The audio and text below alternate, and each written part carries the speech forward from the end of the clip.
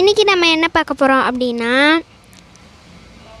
Vegetable kurma தான் பண்ண போகிறோம். இப்போ தான் நம்ம வீடியோ புதுசாக பார்க்குறீங்கன்னா மறக்காமல் நம்ம சேனல் சப்ஸ்கிரைப் பண்ணி பெல் ஐகானை கிளிக் பண்ணி வச்சுக்கோங்க. அது அப்புறம் ஒரு வீடியோ நோட்டிஃபிகேஷன்ஸ் வரும். இப்போ என்ன பொருட்கள்: பட்டாணி, பீன்ஸ், வெங்காயம், உருளைக்கிழங்கு, கேரட், அப்புறமா பட்டை, கிராம்பு, அப்புறம் இஞ்சி, பூண்டு, அப்புறம் கரம் மசாலா, மிளகாத்தூள், மல்லித்தூள், மஞ்சத்தூள், கருவேப்பிலை, மல்லித்தழை, அப்புறம் கடுகு. ஃபஸ்ட்டு அடுப்பு பற்ற வச்சுக்கலாம். இப்போ கொஞ்சம் எண்ணெய் ஊற்றிக்கலாம். தாளிக்க வச்ச பட்டை, கிராம்பு,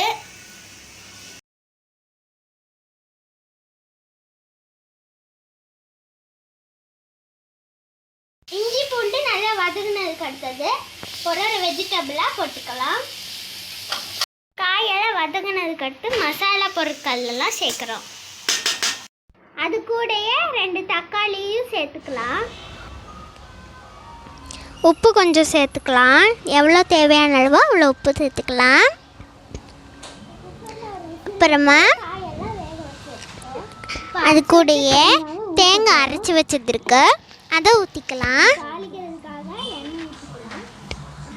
அப்புறமா கொஞ்சம் கடுகு போட்டுக்கலாம்.